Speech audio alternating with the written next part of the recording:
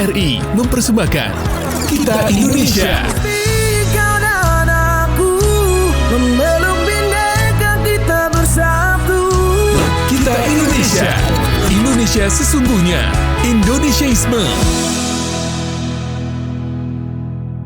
Pemirsa dan pendengar RRI, selamat datang di podcast Bebas Bicara. Kali ini jumpa kembali bersama saya Dini Wardani. Dan pada hari ini kita akan bahas seputar dari Surabaya ke London. Rahasia lolos LPDP menjadi warga dunia. Nah, kalau kita bicara seputar beasiswa begitu ya, banyak orang bermimpi ingin kuliah di luar negeri. Namun kenyataannya mereka ini tidak merasa cukup pandai, atau mungkin mereka merasa untuk tidak punya koneksi, atau bahkan banyak yang merasa kayaknya masih kurang begitu ya ilmu yang didapatkan untuk bisa kembali bertarung bersama dengan warga atau mungkin bertambah dengan mahasiswa yang lain untuk bisa menembus beasiswa luar negeri. Padahal kenyataannya banyak awardee yang justru memulai langkah-langkah yang sangat sederhana, membangun pengalaman, mengembangkan diri, dan juga berani mencoba. Nah, kuncinya adalah berani mencoba. Karena saat ini kita sudah bersama dengan Tania Pamilar ya. Beliau adalah seorang dokter gigi, entrepreneur pendidikan, penulis buku anak, sekaligus pendiri startup Hai Bocah. Penerima berbagai penghargaan internasional hingga saat ini menempuh studi Master of Entrepreneurship di University College London. Seperti apa perjalanan dari dokter gigi Tania? Kita akan bahas dalam podcast kali ini. Dan kita juga akan mengupas sejauh mana Dr. Tania ini untuk mendapatkan beasiswa LPDP dan juga bagaimana Dr. Tania bisa menapaki karir begitu ya di University College London. Kita sapa dulu. Apa kabar, Dok? Halo, kabarku baik hari ini. Terima kasih sudah hadir di studio podcast RRI Surabaya. Nah, dokter, kalau kita bicara seputar awardee LPDP, bukan hal yang mudah begitu ya. Dengan kita mencoba berkali-kali kadang ya untuk bisa mendapatkan beasiswa, tapi ternyata berkali-kali juga kita harus ya mungkin bisa dibilang gigit jari. Karena memang persaingannya adalah ratusan bahkan ribuan mahasiswa yang lain. Ribuan. Ini kan bukan hal yang mudah untuk mendapatkan LPDP. Mungkin kalau sebelum kita ngomong LPDP, Dini mau tanya dulu deh latar belakang dari Dokter Tania ini, kenapa sih kok mau mengambil dokter gigi, Dok? Jadi awalnya memang waktu kecil tuh aku senang sekali dia sama seorang dokter yang menangani aku waktu aku kecil. Jadi akhirnya dari situ aku pengen jadi dokter. Tapi awalnya memang keinginan itu jadi dokter itu dokter FK ya, maksudnya dokter umum. Tapi aku ternyata terpilih masuk ke FKG UNER waktu itu. Untuk pilihan kedua aku. Jadi akhirnya aku jadi dokter gigi. Jadi awalnya karena suka dengan dokter yang merawat aku, akhirnya aku jadi kepengen jadi dokter. Awalnya itu, waktu masih kecil. Apa sih yang menarik, Dok, ketika Dokter Tania berkarir sebagai dokter gigi selain pengalaman saat itu? Jadi yang menarik memang aku bisa ketemu pasien, berbagai jenis pasien. Terus aku juga bisa merawat pasien. Jadi kayak karena aku memang suka dengan dunia medis ya. Belajar dengan dosen-dosen aku waktu itu, jadinya aku lebih senang untuk kuliah di kedokteran gigi. Ada kesulitan nggak sih, Dok, yang dialami waktu kuliah di kedokteran gigi? Oh iya, banyak, karena waktu itu di kedokteran gigi kan kita harus cari pasien sendiri, kita harus barang-barangnya juga kita harus punya sendiri. Jadi kita harus siap dana cukup besar juga untuk bisa kuliah di kedokteran gigi. Terus juga kuliahnya juga berat, banyak mata kuliah yang aku sulit sekali untuk dapat nilai bagus waktu itu. Iya, jadi kayak belajarnya memang harus lebih disiplin dan lebih banyak belajar. Jadi istilahnya aku juga berusaha menyeimbangkan dengan organisasi waktu itu. Dan dengan organisasi akhirnya aku juga punya banyak teman. Itu, dan banyak pengalaman. Akhirnya itu yang membentuk aku, kepribadian aku yang sekarang yang suka dengan dunia entrepreneurship dan juga dunia kepemimpinan. Itu awalnya yang membentuk untuk masuk ke dunia entrepreneurship. Nah, ini entrepreneurship ini berarti kan kalau ngomongin tentang entrepreneurship berarti apa titik balik ya ketika jadi dokter gigi kemudian punya bisa dibilang melahirkan buku karena entrepreneurship itu tadi ya, Hai Bocah ini, Dok. Jadi sebenarnya awalnya itu waktu aku masih kuliah itu memang aku suka kerja.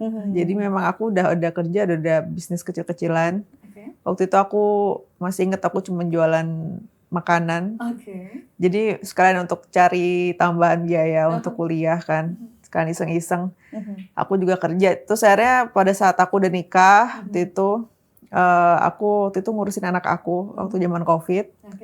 Terus pada saat COVID itu ternyata aku nemu banyak produk-produk Indonesia itu yang masih berbahasa Inggris. Jadi kayak buku-buku yang bagus-bagus. Terus juga banyak produk game anak-anak itu yang dalam bahasa Inggris. Jadi aku akhirnya berpikir untuk bikin produk-produk dibuatan Indonesia sendiri yang dalam berbahasa Indonesia. Makanya aku akhirnya berpikir untuk kuliah di luar negeri. Kuliah di luar negeri itu fungsinya supaya aku punya dapat ilmu yang lebih banyak dan aku bisa dapat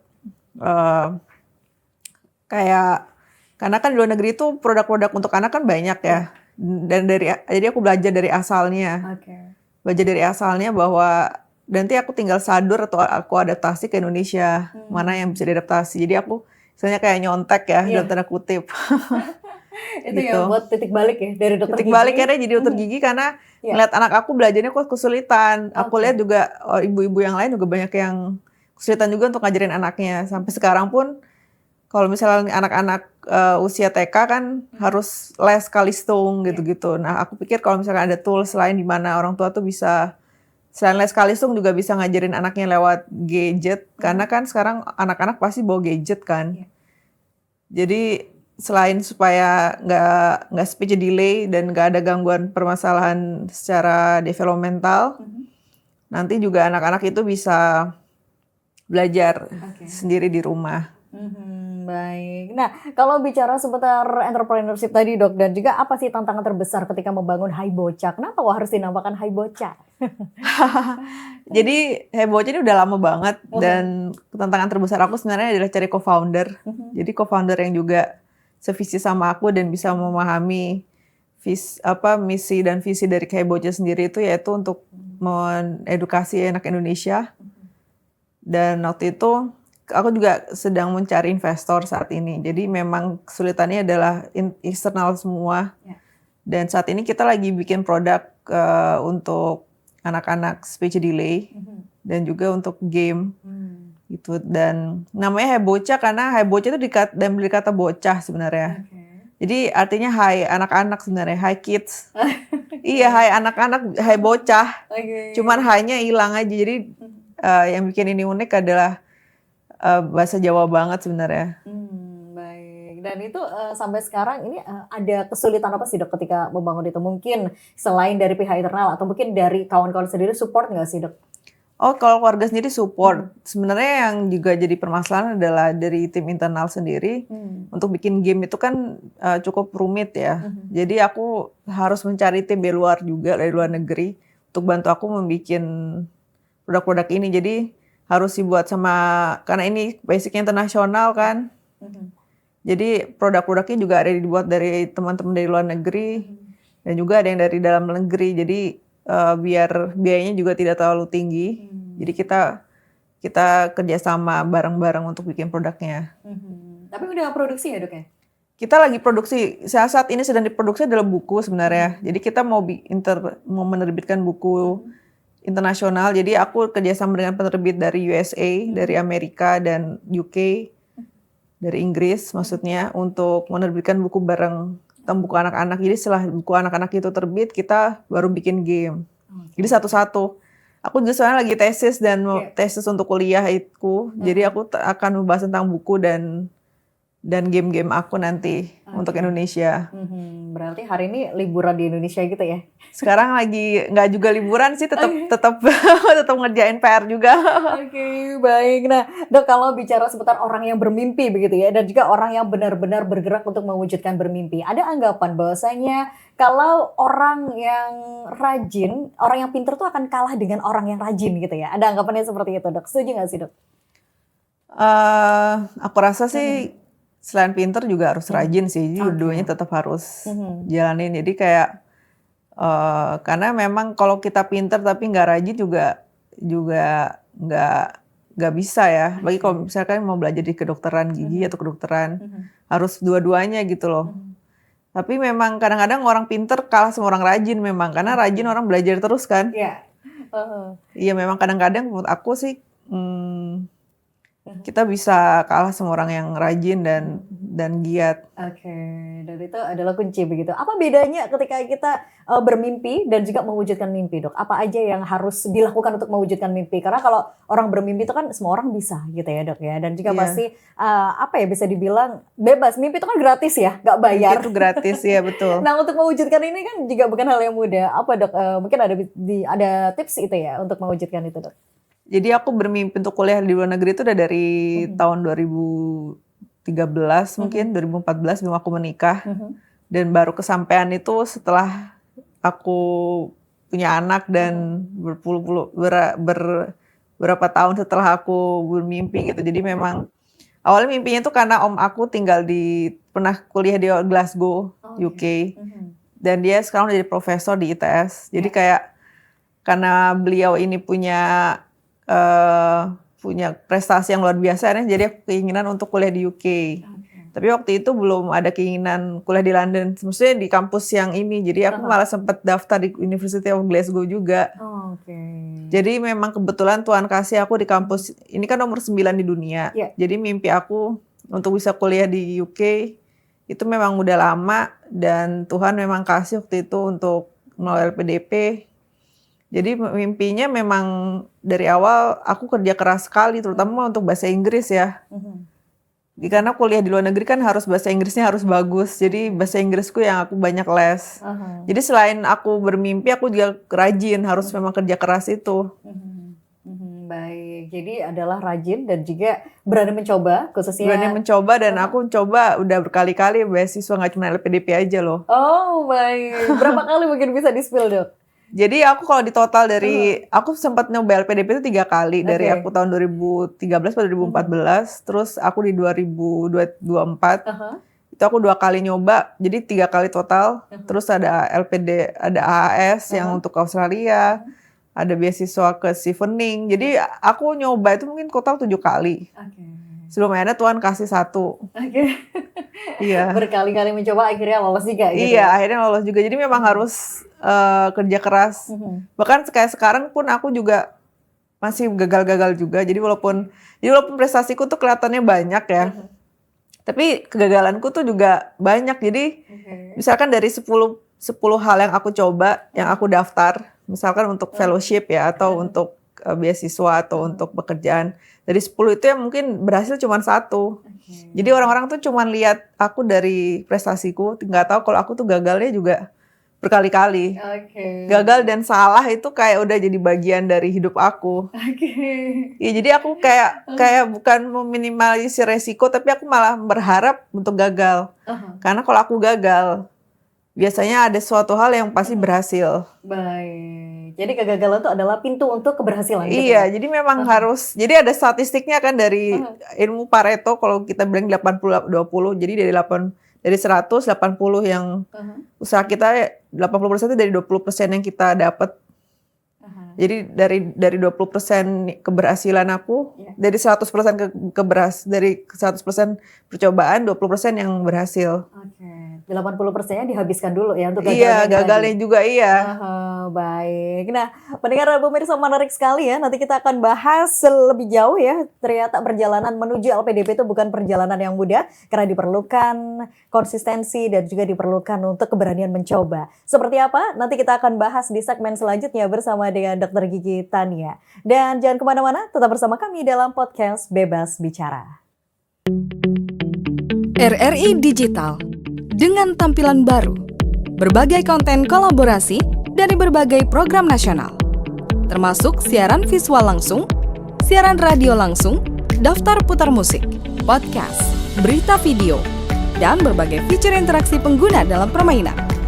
Berbagai konten menarik seperti suka, komentar, dan berbagi, serta obrolan langsung dengan penyiar dan pengguna.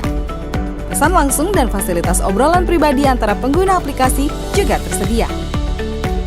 RRI Digital tersedia di Google Store dan App Store. RRI Digital.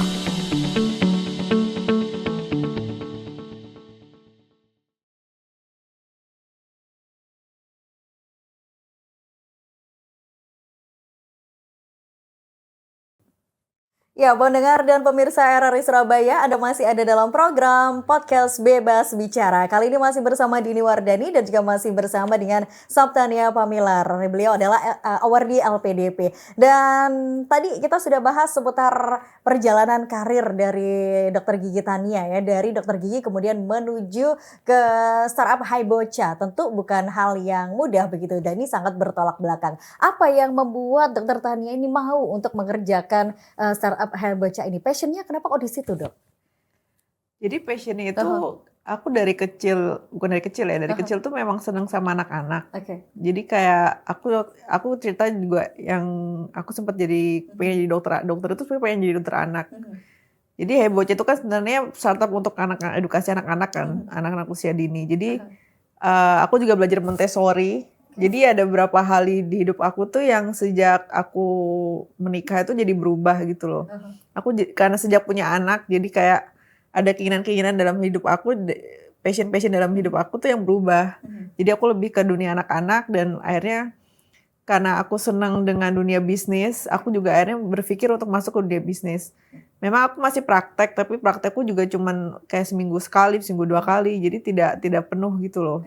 Karena memang aku senang nulis buku, aku juga senang berkarya yang nggak berhubungan. Karena untuk jadi dokter gigi itu kan waktunya memang kita tuh yang perbedaan antara jadi dokter gigi sama jadi entrepreneur tuh, aku pada jadi dokter gigi tuh karena aku harus menukar waktuku untuk uang ya. Sebenarnya kalau entrepreneurship itu aku bisa bisnis kapan aja, bisa tanpa harus kerja 9 sampai jam 5 sore. Entrepreneurship tuh ada kebebasan di situ, aku bisa cari kerjaan, berkarya tanpa aku harus berbatasan dengan waktu. Jadi karena jadi memilih untuk jadi entrepreneur. Baik. Nah, ini juga ketika menjalani ini juga Dr. Tania ini mengantongi berbagai penghargaan, Dok. Nah, apa aja mungkin bisa dijelaskan? Jadi memang aku waktu di Indonesia memang sempat ikut berbagai jenis perlombaan, termasuk aku sempat menang grant dana hibah dari Ubaya waktu itu karena juara 1. Terus juga aku sempat masuk ke Wirausahaan Muda Mandiri, juga itu tahun 2023 atau 2024 gitu ya, pokoknya sebelum aku dapat LPDP. Kemudian aku juga di UK juga sempat dapat penghargaan dari Oxford. Waktu itu aku dapat penghargaan karena aku salah satu pionir untuk inclusive education di dunia, jadi aku dapat penghargaan itu. Terus aku juga barusan aja dapat top 10 untuk menang grant internasional namanya Upgrade Her Grant Initiative. Jadi aku masuk Indonesia, masuk dari top 10 international competition. Wih, luar biasa ya. Dan itu nggak mudah pasti ya untuk mendapatkan itu. Nggak mudah karena aku bilang kan aku sering gagal. Jadi dari 10 hal yang aku pernah coba, satu itu pasti baru masuk. Satu atau 2 tuh masuk. Jadi ya gagalnya banyak. Ya, ini aku bahkan terima European EdTech Fellowship. Itu juga setelah gagal berkali-kali. Akhirnya nyantol juga gitu ya. Nyantol juga dan Tuhan memang baik ya. Jadi pada saat aku butuh Tuhan kasih. Baik. Nah, kalau bicara seputar beasiswa ini Dr. Tania, ini gimana ketika pertama kali melamar LPDP atau mungkin gagal berkali-kali begitu tetap aja nggak menyerah gitu ya? Boleh diceritain gimana apply beasiswanya? Mungkin karena lagi-lagi aku berpikir bahwa ini cita-cita aku dari dulu untuk kuliah di luar negeri, karena yang cerita tadi kan omku pernah keluar dan omku juga dapat beasiswa. Jadi aku juga malah sekarang pengen berpikir untuk ngambil PhD juga. Nggak tahu kapan tapi jadi memang mencoba itu memang nggak bisa cuma sekali, harus berkali-kali. Dan sebenarnya 7 kali itu nggak sebanyak itu kok. Jadi memang beasiswa yang aku cari itu memang ada berbagai macam ya, nggak cuma LPDP aja. Jadi waktu itu sempat jadi beasiswa hunter itu memang selama 2 tahun. Dan memang kebahagiaannya, aku sempat ingat aku nangis waktu itu karena keterima setelah berkali-kali. Setelah berkali-kali gagal dan setelah dapat LPDP baru aku dapat kampus. Kampusnya itu pun juga itu kan top 9 dunia ya, jadi top 10 dunia. Itu juga susahnya minta ampun aku untuk masuk. Jadi kayak Tuhan kasih langsung berkat dari aku yang mungkin lagi di lembah kekelaman ya. Karena aku ada masalah hidup waktu itu, masalah hidup dengan keluarga aku. Jadi Tuhan kasih aku kayak kesempatan kedua untuk hidup lagi. Tips ya untuk menembus LPDP dan juga menembus top 10 kampus terbaik di dunia, gimana nih Dok? Jadi LPDP itu sekarang kan udah punya perbedaan dengan zaman aku ya. Jadi harus ada beberapa topik-topik tertentu yang memang dipilih sama pemerintah. Jadi aku pikir kalau misalkan mau fokus harus ada mentor. Nah kebetulan aku juga sering mentorin anak-anak yang mau kuliah LPDP, mau kuliah dan mau ambil LPDP. Biasanya aku bantuin mereka untuk bikin esai, untuk interview. Jadi menurut aku sih yang paling penting punya mentor sih. Aku sempat sampai harus les juga kan, les untuk bahasa Inggris, les untuk interview, karena memang perlu dibantu sih untuk bisa masuk LPDP. Dan itu LPDP ini berarti sudah 4 kali mencoba atau 7 kali? LPDP 3 kali, kalau yang 7 kali itu sama beasiswa lain, jadi kayak AS sama Chevening. Baik, kenapa kok memilih LPDP daripada beasiswa yang lainnya Dok? Bukan karena aku memilih, tapi memang karena keterimanya di LPDP waktu itu. Yang lainnya belum keterima, jadi kayak aku ditolak udah berkali-kali, 7 kali itu. Jadi memang termasuk LPDP kan sempat nolak juga, setelah 3 kali daftar baru aku keterima. Itu pun nilaiku waktu itu karena aku gagal ya, dan aku mau ulang lagi, jadi lebih bagus malah nilaiku karena aku memperbaiki. Jadi setiap kali aku gagal tuh aku memperbaiki sesuatu. Jadi aku belajar sesuatu kalau aku gagal karena di sini, mungkin karena aku salah milih kampus atau mungkin aku salah ngomong di sini. Jadi aku karena pengalaman, karena kan tetap beda ya walaupun kamu di mentoring sama orang, tapi pengalaman langsung interview 3 orang. Jadi kan interview di LPDP kan 3 orang. Sementara kalau di mentoring itu bahkan kadang cuma 1 kali, dan itu kan beda ya. Tetap ada perbedaan di mana kamu ditanyain langsung sama interviewer sama dengan mentor. Jadi pada saat itu mencoba 1 kali aku gagal dan aku tahu ternyata yang ditanyakan tuh hal semacam ini. Jadinya aku pada saat kedua kalinya aku memperbaiki, aku juga les lagi. Jadi latihan lebih banyak. Jadi kayak ya memang harus kalau gagal itu harus nyoba lagi tapi memperbaiki diri. Nah kalau menurut Dr. Tania, apa yang membuat LPDP mau menerima Anda Dok? Wah ini pertanyaan yang berat. Jadi aku pikir LPDP melihat kalau aku punya potensi ya untuk Indonesia. Jadi kayak, dan memang kebutuhannya untuk anak-anak yang, apalagi anak-anak usia dini yang punya kebutuhan khusus itu, tools untuk belajarnya kan kurang di Indonesia. Sementara di luar negeri itu udah kayak ya udah banyak, dan mereka udah terintegrasi sampai mereka tidak sadar kalau produk itu udah ada lama di dunia mereka gitu loh. Jadi aku memang sampai aku berniat untuk kerja di sekolah di UK untuk ngambil ilmunya gitu. Jadi ambil ilmunya, kuliah mungkin kerja mungkin dalam setahun gitu untuk belajar di UK tuh alat-alatnya apa sih sebenarnya bisa kita pakai di Indonesia, dan memang ada beberapa produk yang aku udah buat, dan itu saat ini udah diproduksi dan kita mau jual itu di Indonesia. Jadi memang mungkin karena dilihat ada potensi bahwa ada gap akademik dari aku sendiri, bahwa aku waktu itu kurang bisa belajar tentang finance. Jadi kalau misalkan aku mau berbisnis kan harus ngerti finance ya, dan ilmu-ilmu marketing gitu.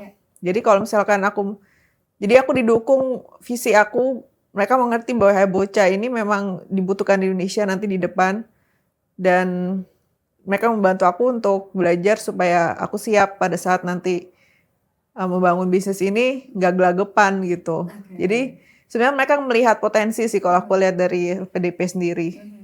Nah, saat ini kan banyak mahasiswa yang berlomba-lomba begitu ya untuk mendapatkan IPK yang tinggi, Dok. Nah, seberapa pengaruh antara tingginya IPK dengan pengalaman sosial atau pengalaman organisasi atau bahkan ide-ide brilian di luar kampus begitu, Dok? IPK itu membantu, apalagi LPDP itu IPK-nya harus minimal 3 kan. Jadi IPK-nya 3. Dan aku pikir tetap harus organisasi juga, mereka juga tanya karena itu membantu pola pikir. Jadi pada saat aku daftar LPDP itu yang sekarang ini emang usiaku udah cukup mature, udah cukup tua. Aku usia umur 34, 35 terimanya. Jadi waktu itu memang aku secara pendidikan udah lulus, aku secara kuliah juga nilaiku juga cukup baik. Memang tidak IP ku bukan 3,5, atau cum laude ya. IP ku cuma 3 sekian. Tapi cukup baik untuk bisa masuk LPDP, cukup baik untuk bisa masuk ke UCL juga. Jadi memang apalagi kalau UCL luar negeri itu yang dilihat well-rounded kandidat. Jadi nggak cuma sekedar pinter aja, tapi memang punya prestasi, terus punya organisasi-organisasi yang bisa mewadahi masyarakat. Jadi kayak punya sosial impact gitu loh. Jadi apakah punya dampak sosial kegiatan-kegiatan itu punya dampak sosial apa tidak. Jadi kayak Hai Bocah kita punya dampak sosial. Kita udah bikin banyak webinar dan buku-buku aku juga sempat membantu banyak orang Indonesia kan. Waktu itu kita terjual sampai 300 biji. Jadi dan ini juga akan dicetak ulang lagi. Jadi ada dampak sosial di situ. Baik, nah kalau ada pemirsa dan juga pendengar yang pengen tahu tipsnya apa sih? Mungkin ada 3 yang harus dilakukan untuk bisa mendapatkan beasiswa LPDP, Dok. Jadi yang pasti belajar yang rajin, apalagi kalau misalkan masih muda ya, belajar yang rajin, nilai IPK yang bagus, banyak berorganisasi, dan banyak bergaul. Jadi kadang-kadang kita tuh dapat kesempatan itu dari teman-teman kita sendiri, dari orang-orang di sekitar kita. Kayak misalkan contohnya aku dapat publisher dari luar negeri itu karena aku waktu itu ikut exhibition di Oxford. Jadi aku ketemu orang itu dan kita langsung kerjasama. Jadi memang kita bergaul itu penting. Baik. Dan pendengar dan pemirsa podcast Bebas Bicara, kita jeda dulu ya dengan beberapa informasi berikut ini. Anda masih bersama Dini Wardani dan juga masih bersama Saptania Pamilar. Wih, keren banget nih. Katanya ada obat herbal bisa mencegah sakit gigi seumur hidup. Ada hoax tuh. Widih. Ini juga keren nih. Ada sumber energi baru PLTH, pembangkit listrik tenaga hampa. Iya, itu juga hoax kali. Lu bacanya apaan sih? Aduh, pantesan portal abal-abal lu baca. Kalau mau baca berita yang lengkap tapi udah verified, mulai dari berita nasional, internasional, olahraga, gaya hidup sampai hiburan, lu cukup klik rri.co.id. Di situ lu juga bisa streaming RRI digital. Aduh, makanya cek-cek dulu biar gak kegocek di rri.co.id.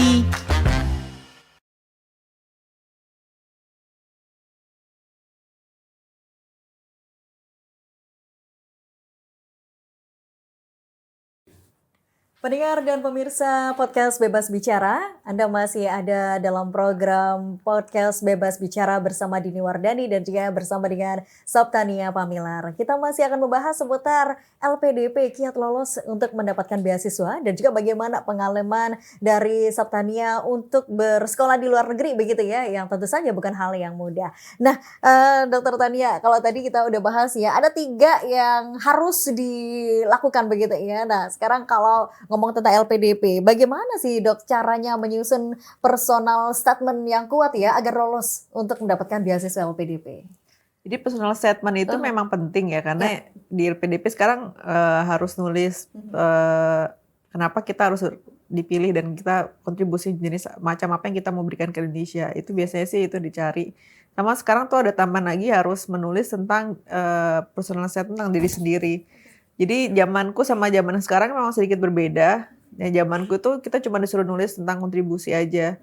Dan biasanya benang merah. Jadi aku biasanya kalau ke mentor aku selalu bilang, kalian harus punya benang merah antara why kalian harus kuliah di masa sekarang. Jadi diambil dari kontribusi kita di masa lalu, kemudian kenapa dari kontribusi itu kita harus kuliah, dan setelah itu kontribusi di masa depan.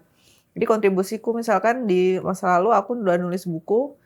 Sekarang karena aku merasa bahwa aku kurang di bidang akademik secara entrepreneurship, jadi kayak finance tadi kan aku cerita, dan marketing juga aku kurang pinter gitu ya, dan aku nggak bisa belajar sendiri karena aku dokter gigi, aku udah usaha belajar sendiri, ternyata gapnya masih tetap ada, jadi aku harus kuliah secara formal. Kemudian setelah itu aku bisa berkontribusi dengan cara mencari investor dan juga mendapatkan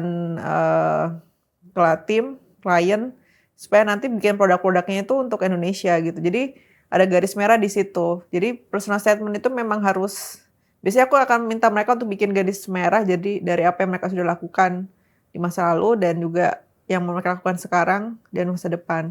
Itu sih personal statement kalau dari aku.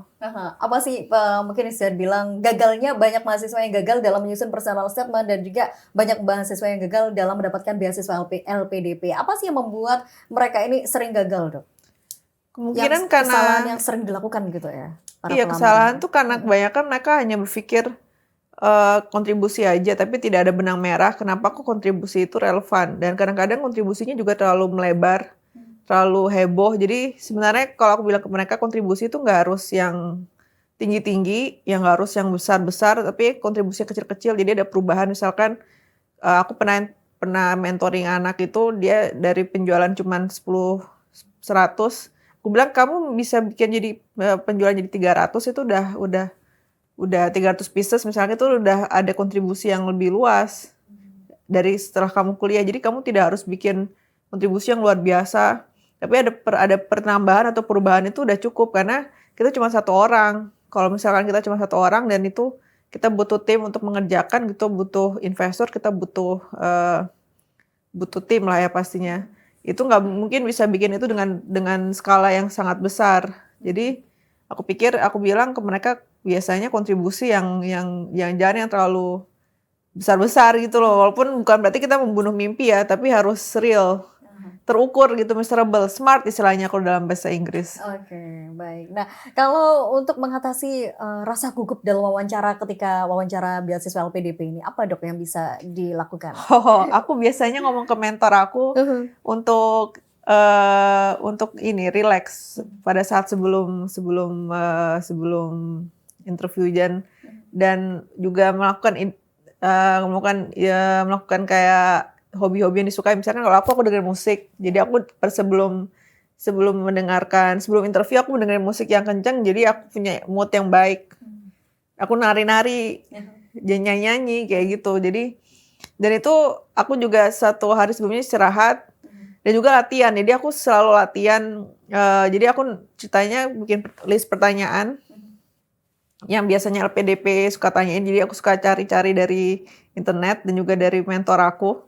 Terus aku ketik terus aku latihan ngomong. Jadi aku kayak warming up, pemanasan mulut aku biar kalau ditanya-tanya jawabannya jelas.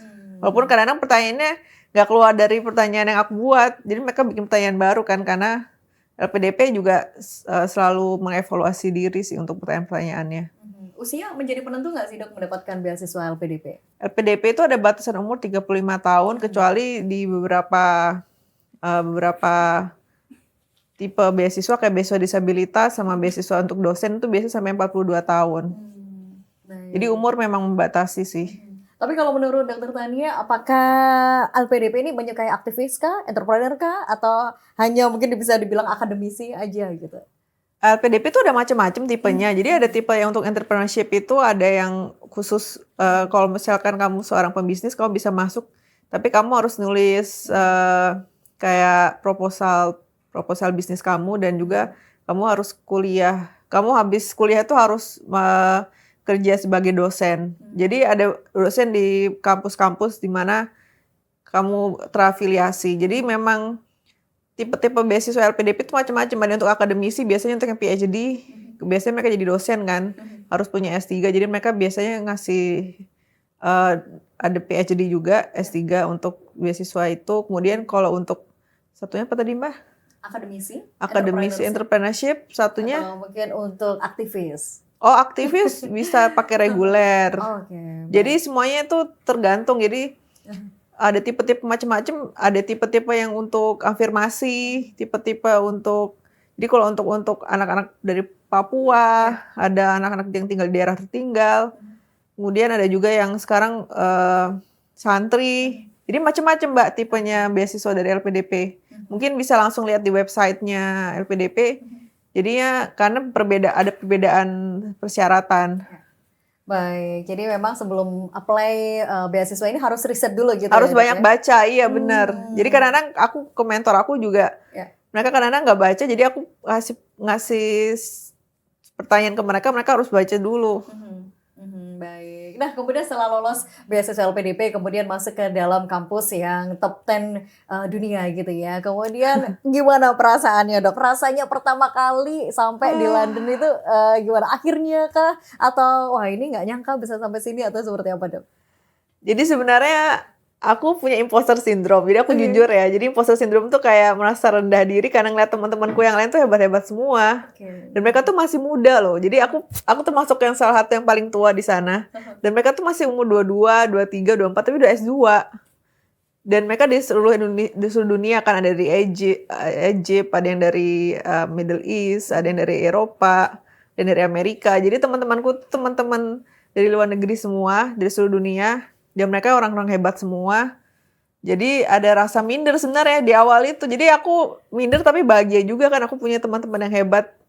Jadi aku bisa keangkat juga pola pikir aku dan cara aku berinteraksi dengan orang. Jadi memang membantu banyak bisnis karir aku sih. Pernah se-culture nggak sih, Dok, ketika pertama kali? Shock culture jelas, shock culture karena dari sistem kuliahnya aja udah berbeda. Kita di sini nggak ada exam, di kampus aku tidak ada exam, jadi tidak ada ujian. Kalau di Indonesia kan kita ada UAS dan UTS kan. Kalau di sana nggak ada, hanya tugas-tugas aja yang banyak. Dan di sana juga mereka udah banyak pakai AI, jadi artificial intelligence. Jadi aku yang biasanya nggak pernah pakai, karena di sini kan nggak pernah pakai buat nulis ya. Tapi di sana akhirnya aku jadi sering pakai AI untuk bisnis aku. Jadi membantu sih. Itu yang bikin shock culture gitu Shock ya. culture, iya benar. Baik, nah Dok, kenapa kok memilih UCL gitu ya sebagai program entrepreneurship? Nah, apa yang melatar belakangi pilihan itu, Dok? Jadi aku memang memilih tempat di London. Karena di London itu pusatnya entrepreneurship-nya UK atau Europe. Jadi pusat dunia yang kedua setelah, untuk entrepreneurship itu pusat dunia kedua. Dia yang pertama itu kan di San Francisco, di Silicon Valley. Aku nggak ambil di USA karena waktu itu ada permasalahan dengan Trump. Jadi nggak bisa kuliah di USA. Terus akhirnya aku milih UK karena kuliahnya juga cuma setahun, Mbak. Jadi aku bisa lebih cepat untuk kuliah dan bisa cepat lulus, jadi lebih cepat untuk kontribusi. Tantangan terbesar ketika berkuliah apa aja, Dok, di UCL? Kayaknya bahasa deh. Bahasa dan juga sistem perhitungan mereka itu untuk tugas itu cukup berat. Jadi aku sering banget dapat nilai itu yang nggak terlalu tinggi banget gitu loh. Karena aku berpikir ya udah yang penting lulus. Karena toh udah di top 10 dunia kan. Dan pasti kan berat untuk lulusnya. Jadi berat untuk lulus, bahasa Inggrisnya juga harus fasih. Tapi memang aku cukup membawa nama baik Indonesia karena sempat kepilih untuk masuk PhD. Jadi kayak perlombaan untuk pitching di UCL dan aku sempat masuk top 10. Top 5 malahan waktu itu. Itu caranya masuk situ tipsnya seperti apa, Dok? Jadi itu memang perlombaan tiap tahun yang selalu ada. Jadi memang ya Tuhan baik, aku daftar dan aku diterima. Tipsnya ya memang harus punya bisnis yang udah valid. Baik. Jadi mengembangkan bisnis yang sudah valid itu ya. Iya, dan bahasa Inggrisnya juga harus fasih karena aku harus interview dan aku harus presentasi. Oke, baik. Nah, kalau bicara seputar adaptasi di lingkungan yang kompetitif dan juga adaptasi di lingkungan yang tadi bisa diceritakan tentang banyak anak-anak yang lebih muda-muda begitu, Dok. Nah, apa tantangannya ketika beradaptasi di lingkungan yang kompetitif itu tadi, Dok?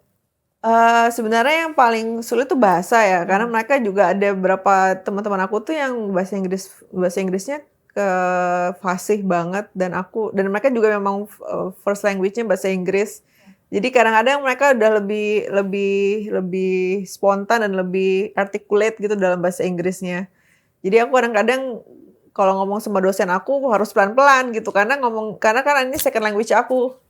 Kemudian perbedaan culture, jadi kayak contohnya kayak orang-orang Amerika, mereka biasanya orangnya lebih open minded dan lebih talkatif, lebih banyak bicara dibanding aku. Jadi aku harus bisa ngikutin cara perbedaan culture mereka. Jadi unik sih, dan senangnya karena ini banyak yang perbedaan culture. Jadi aku bisa belajar satu sama lain dari mereka. Jadi kayak temanku yang teman baikku tuh orang Italia, orang Cina. Terus ada orang Indonesia juga yang satu kampus sama aku, satu kuliahan juga, ada 4 orang.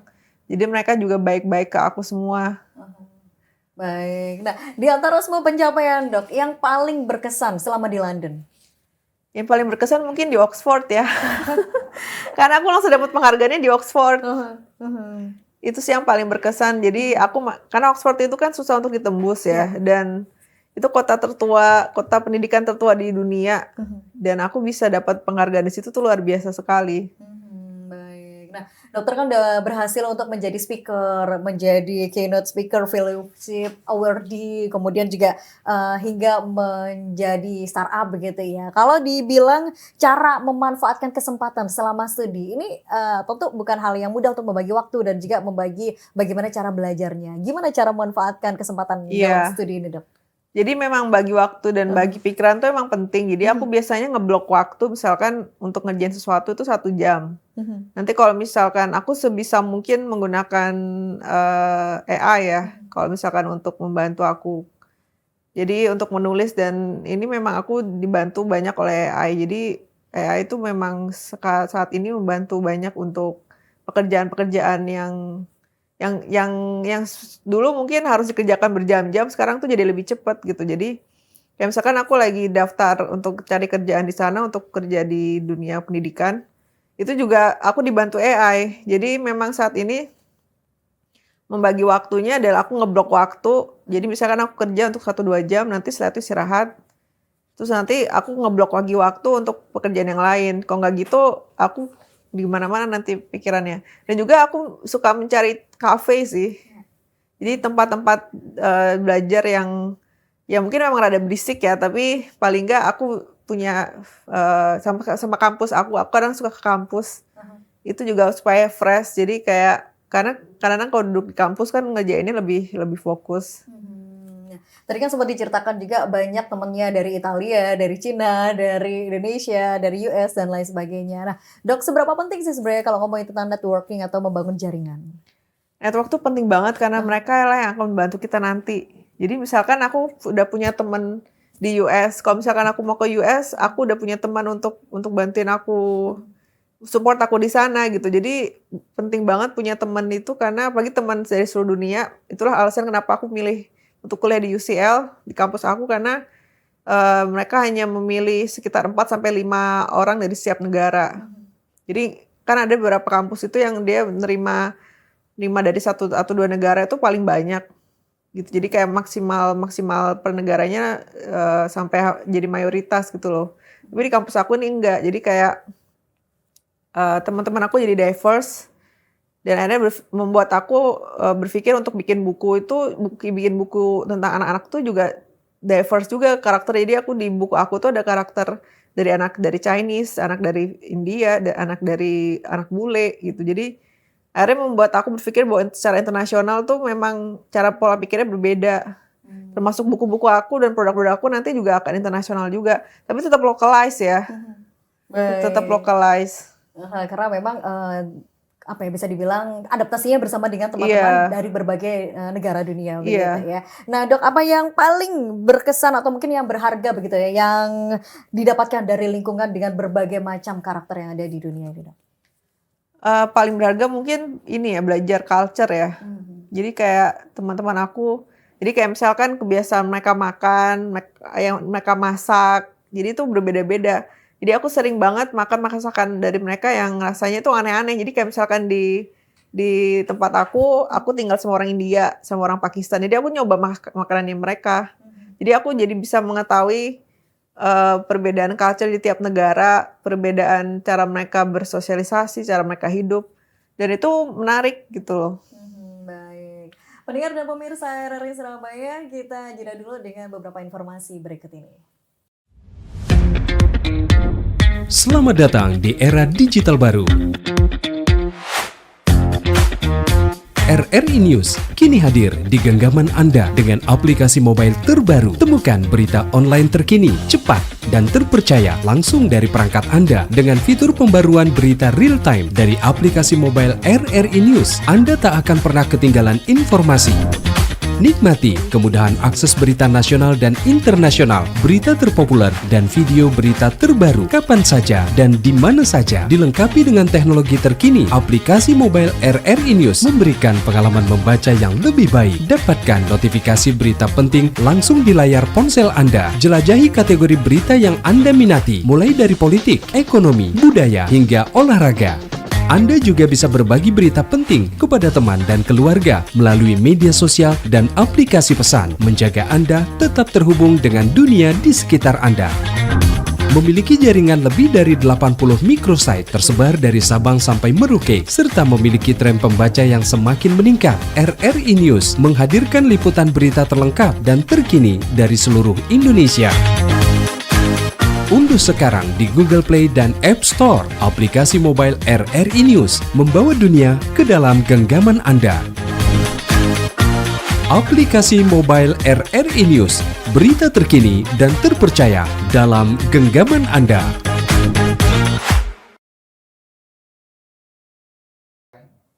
Kita masih ke segmen terakhir dalam podcast Bebas Bicara. Masih bersama Dini Wardani dan juga masih bersama Saptania Pamilar, pendengar dan pemirsa RRI Surabaya. Nah, kalau kita tadi sudah bahas banyak hal seputar LPDP begitu ya. Jika ada mahasiswa nih dok yang pengen mendapatkan LPDP untuk mungkin tahun depan atau bahkan 5 tahun lagi, apa yang harus dilakukan dok? Persiapannya apa saja? Jadi kalau misalkan sekarang masih kuliah, pastikan dulu IPK-nya tinggi. Jadi paling nggak minimal 3 karena LPDP hanya menerima mahasiswa baru untuk IPK yang di atas 3. Kemudian organisasi. Jadi organisasi itu juga harus jelas dampaknya, sosialnya apa. Jadi jangan cuman sekedar daftar dan jadi cuma tulisan aja namanya gitu kan di organisasi tersebut, tapi harus punya dampak.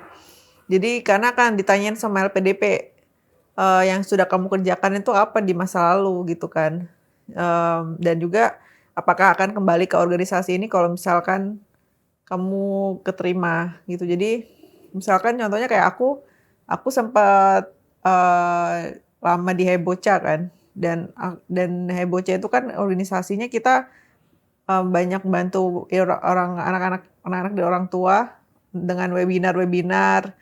Kita banyak edukasi ke orang tua tentang dari webinar dari dokter dengan dokter-dokter, dan itu juga aku tetap lanjutin sampai sekarang gitu. Jadi walaupun aku masih kuliah pun aku juga masih berkontribusi. Jadi kontribusinya itu udah harus dibuat dari kalau misalkan dalam 5 tahun ya kontribusinya dikonsistenkan selalu ada tiap tahun. Jadi entah itu bikin event atau bikin pengabdian masyarakat, itu harus ada gitu. Jadi itu yang nanti akan membantu kita untuk lolos. Nah dok, sejauh mana sih biaya LPDP ini mampu mengcover semua biaya hidup atau kebutuhan di luar negeri gitu ya?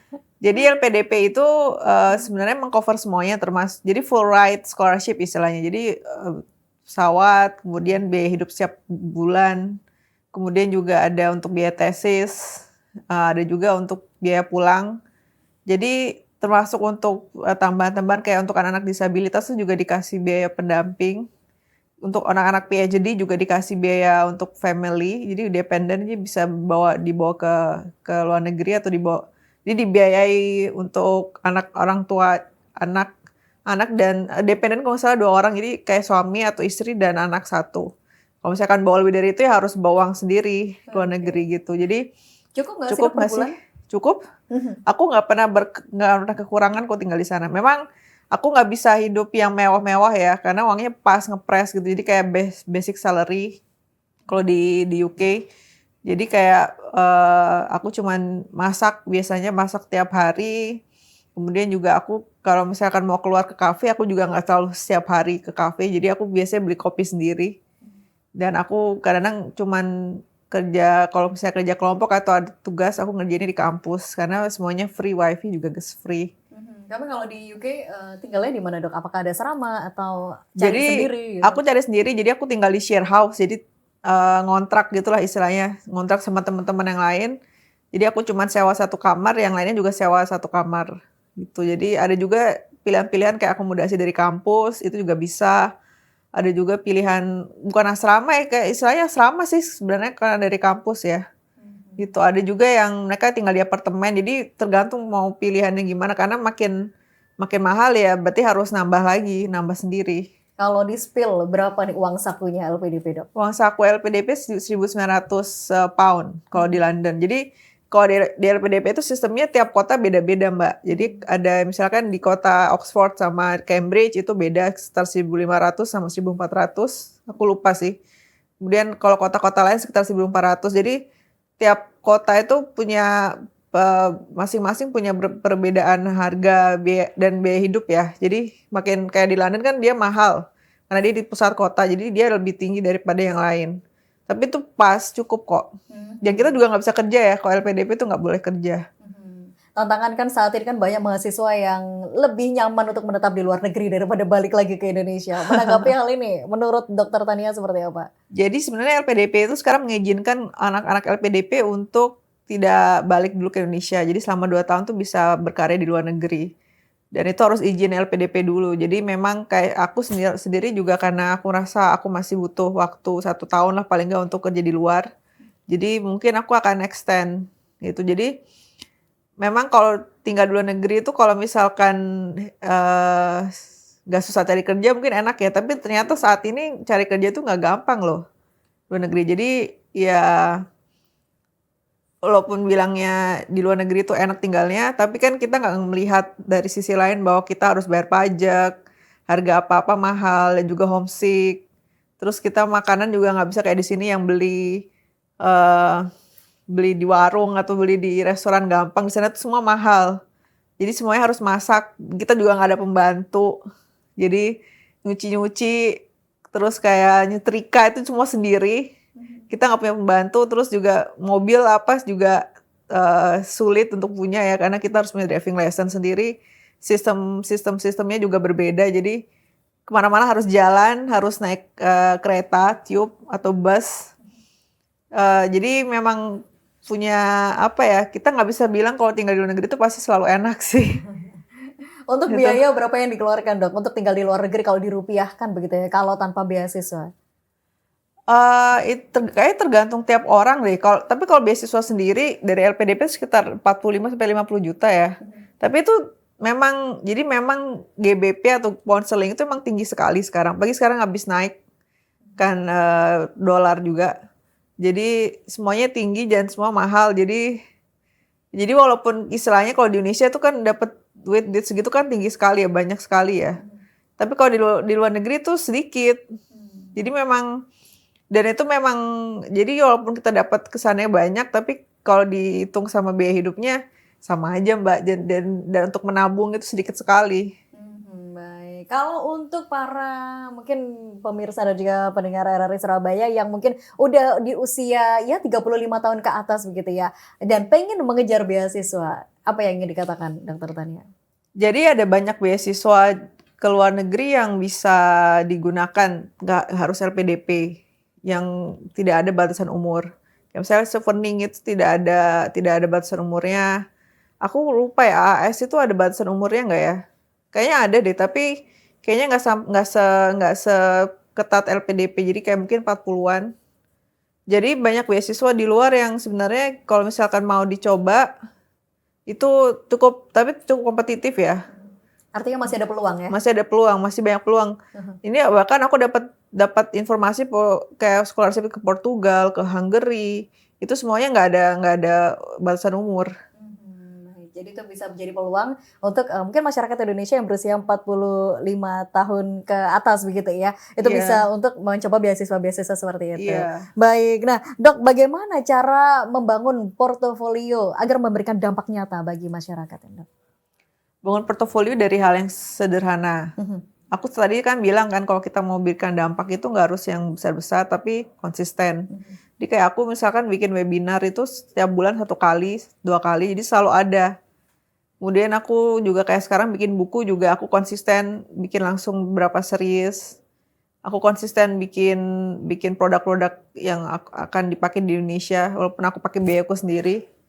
Jadi memang konsisten itu yang penting sih. Jadi nggak harus yang besar-besar, tapi kecil-kecil dan paling gampang itu kan ikut organisasi ya sebenarnya ya.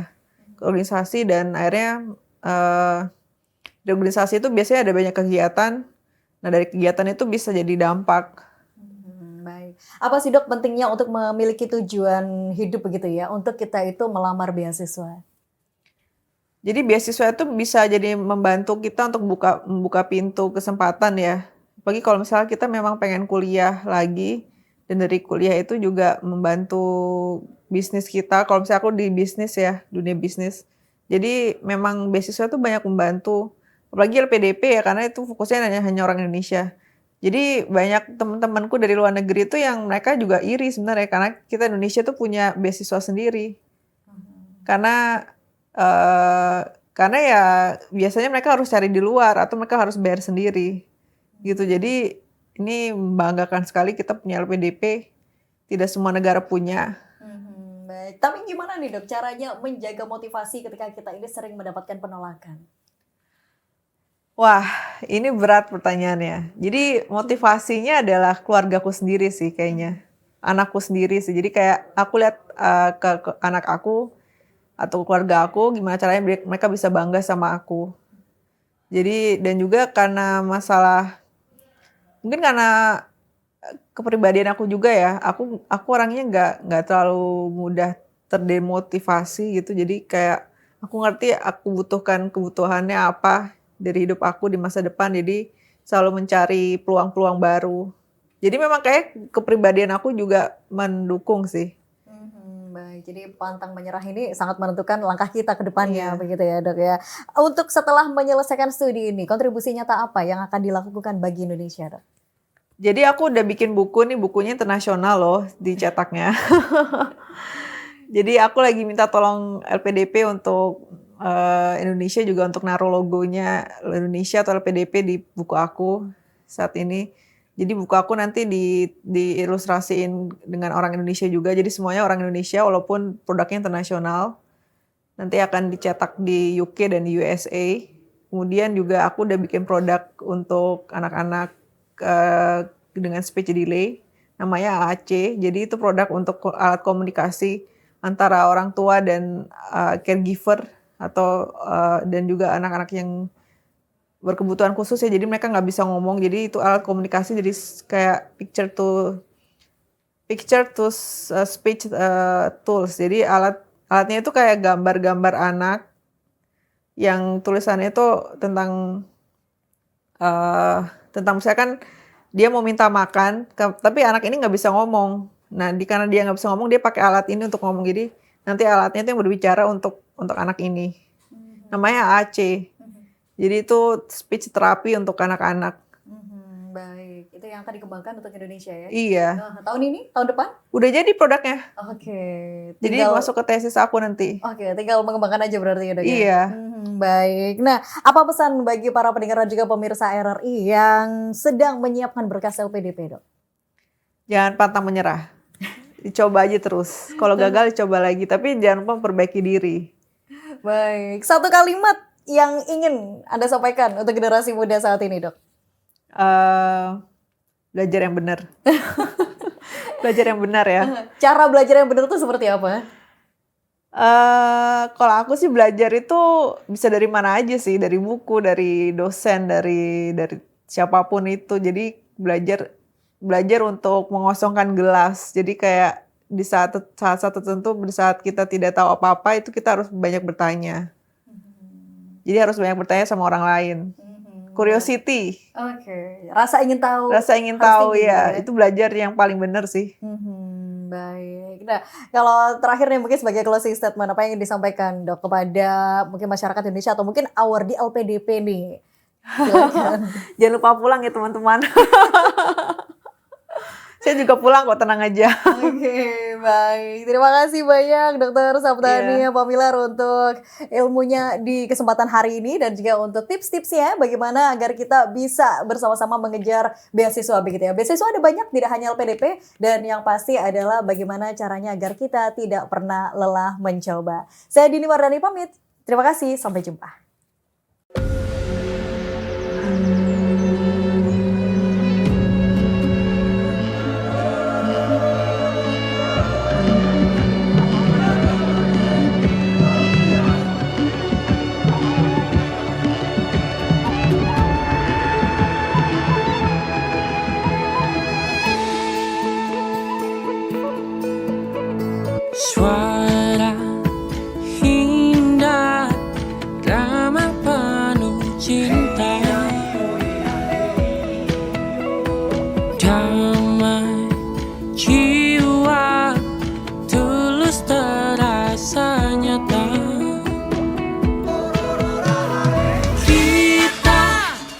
kabarkan berita, membuka cakrawala. Semua bertaut udara di gelombang semesta. Kita Indonesia, sesungguhnya langit aspirasi bangsa. Kita Indonesia, sesungguhnya kita hadir bagi dunia. Kita Indonesia.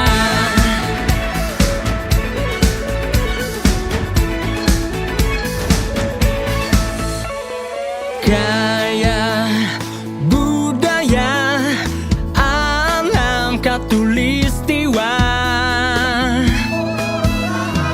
Kita kabarkan berita, membuka cakrawala.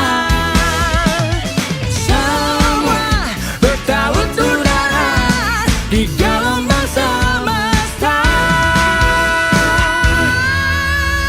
Kita Indonesia, sesungguhnya langit aspirasi bangsa. Kita Indonesia, sesungguhnya kita hadir bagi dunia. Kita Indonesia, sesungguhnya langit aspirasi bangsa. Kita Indonesia, sesungguhnya kita hadir bagi dunia. Kita Indonesia, sesungguhnya langit aspirasi bangsa. Kita Indonesia, sesungguhnya kita hadir bagi dunia. Kita Indonesia, sesungguhnya